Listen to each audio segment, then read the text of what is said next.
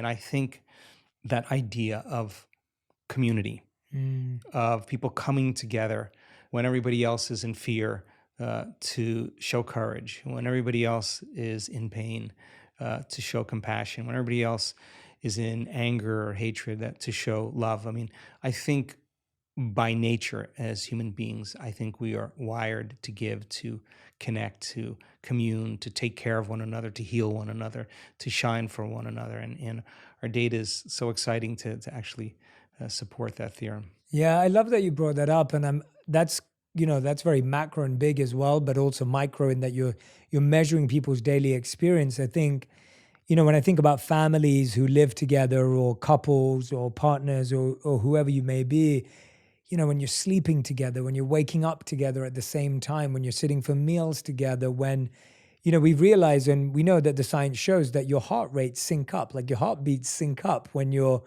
with someone. And I think it's really interesting because I think today in our individualistic world, there's a big desire to do things at our own time, when we want, how we want. But if you're truly trying to build a relationship with someone else or build community, there's so much to be said for doing these basic practices at the same time together, Yeah, right? it's really hard to be in community when you're in survival, because survival makes us put our attention on ourselves, right? And I think that when people are not living in survival, when they're out of survival, our nature really is community, is culture, is connection, and it starts with the self. Then it starts with our closest relationships and it builds out from there. And I think that's a healthy model, for the world. I mean, when you're working on yourself and I'm working on myself, and I'm okay with me and you're okay with you, we're going to be okay with everybody, And I Yeah, think when we're not okay with ourselves, that's when it gets complicated.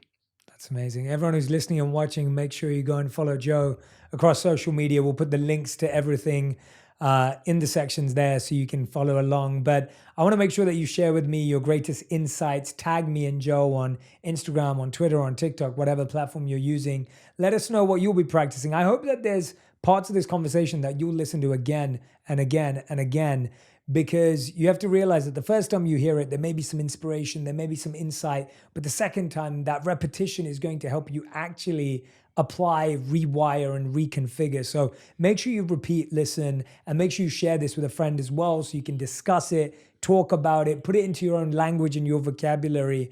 That's such an important part of putting this into practice as well.